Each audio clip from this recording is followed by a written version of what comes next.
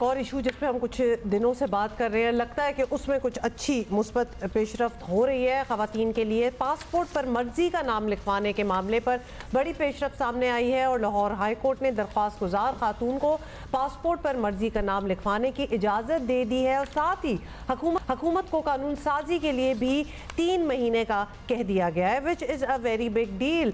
आपको बताएं कि सेनेटर समीना मुमताज़ की तवज्जो दिलाओ नोटिस बिल्कुल उस पर ये मामला जो है सेनेट में भी ज़ेर बहस आया और समीना मुमताज़ का कहना था कि पासपोर्ट पर साबिक शौहर के नाम की शर्त जो बेसिकली उनका ये कहना था। सिंगापुर के पासपोर्ट पर शौहर, बाप या साबिक शौहर किसी का नाम नहीं होता, मतलब सिंगापुर के अलावा भी बहुत से मुल्क हैं जिनमें नहीं होता और साबिक शौहर का नाम डालना है तो सारे आदमी अपनी साबका बीवी का नाम भी डाल दें। तो ये बात तो हुकूमत की तरफ से वफाकी वज़ीर हाउसिंग और तामीरात रियाज हुसैन पीरज़ादा ने जवाब देते हुए कहा कि लाहौर हाई कोर्ट का ऑर्डर आ गया है, चाहे तो मुशावरत के लिए मामला कमेटी के सुपुर्द करते हैं। डीजी पासपोर्ट ने बयान दिया था, उसने रूल्स की बात की थी, उस वक्त रूल्स ये थे, लेकिन अब क्योंकि कंसल्टेटिव प्रोसेस के लिए हाई कोर्ट ने कहा विद इन 3 मंथ्स जो मोहतरमा ने प्रेयर की है उसके ऊपर ये अमल दरामद हाई कोर्ट का ऑर्डर है, ये फैसला हो चुका है। तो अपना सेनेटर साहबा का जो एक वैलिड और एक जो उनका असूली एक स्टैंड है तो मेरे ख्याल है वो हाई कोर्ट ने पूरा कर दी है। ऑलमोस्ट सारे लॉ मेकर्स का ये ख्याल था कि इसको डेफिनेटली कायमा कमेटी पे भेज के इस पे तबसरा डिबेट होनी चाहिए। मेहर बानो लंगड़ेयाल हमारे साथ हैं, पेटिशनर हैं। फैसला है बिल्कुल मेहर, thank you so much for taking out the time और मुबारक भी आपको क्योंकि ये बहुत बड़ी पेशरफ्त हुई है। इस पे बहुत सी ख़वातीन पाकिस्तान की थी जो सफ़र कर रही हैं। आप अपने केस के हवाले से बताएं, how long did it take? सबसे पहले तो ये बता दें। जी अस्सलाम वालेकुम। First of all thank you so much for inviting me to this show and giving me an opportunity कि मैं अपने केस के बारे में और जो recent high court Lahore High Court का डिसीजन आया है उसके बारे में थोड़ी इन्फॉर्मेशन प्रोवाइड कर सकूं।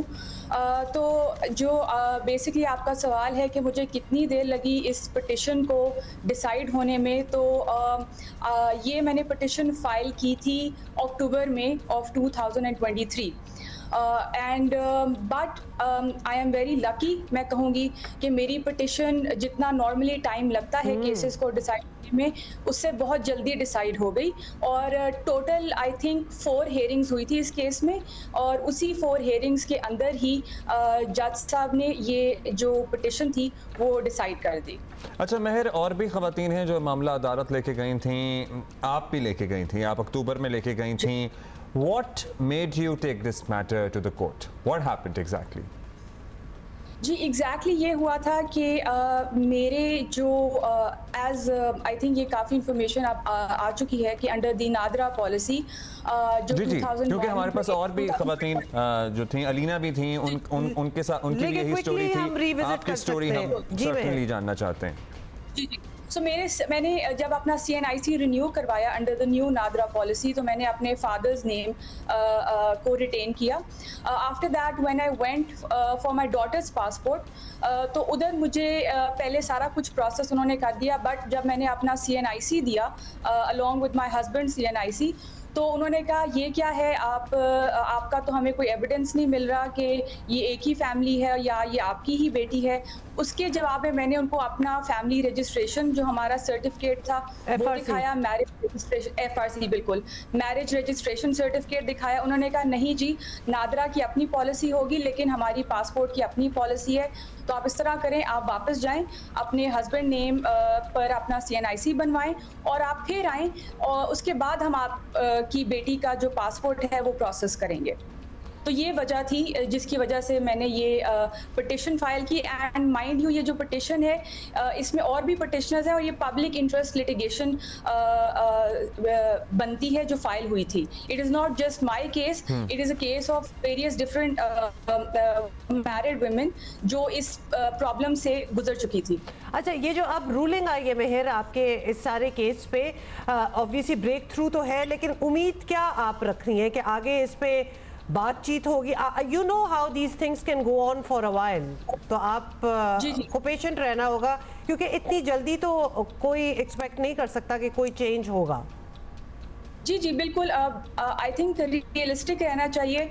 और मेरी हियरिंग के दौरान भी जो अटॉर्नी जनरल के ऑफिस से आए थे, जो गवर्नमेंट को रिप्रेजेंट कर रहे थे, उनकी बहुत कोशिश थी कि इस प्रोसेस के लिए टाइम लिया जाए। ऑल्दो उन्होंने एक्नॉलेज कर दिया जी कि मैरिड खवातीन का ये राइट है और होना चाहिए, लेकिन हमें आप 6 महीने दें। और इसमें मैं ये मेंशन करना चाहूँगी, ये पिछले साल से ये कह रहे हैं कि हम पॉलिसी चेंज कर रहे हैं, हम बस करने वाले हैं, हमने लेटर लिख दिया है मिनिस्ट्री ऑफ इंटीरियर को। लेकिन इसी चीज़ को मैंने ये पॉइंट रेज किया अपनी हियरिंग में भी कि साल हो गया है इस चीज़ को, लेकिन कोई इसमें एक्शन नहीं हुआ।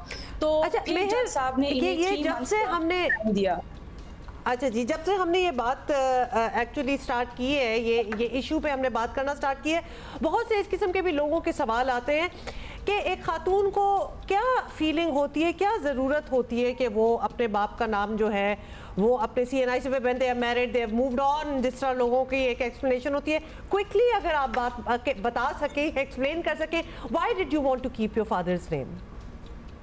आई think it's a personal choice. मेरा होता है कि जो मेरे आइडेंटिटी डॉक्यूमेंट शुरू से बने हुए थे, मैं उसमें चेंज नहीं चाह रही थी।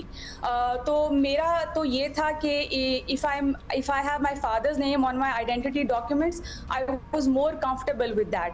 बाकी कुछ खवातीन ऑब्वियसली आपको पता है हमारी सोसाइटी किस तरह की है, कुछ सेपरेटेड होती हैं, कुछ डिवोर्स्ड होती हैं, तो फिर उस सिनेरियो में आपको फिर से अपना CNIC अपडेट करवाना और अगर हैप्पीली मैरिड भी हैं और अपने बाप की शनाख्त साथ रखना चाहती हूँ कि बाप तो बाप है। Thank you so much, thank you Mehar for being here with definitely. और खास तौर पे जब चॉइस दे दी गई हो तो फिर तो रखें जिसका नाम आप रखना चाहते हैं।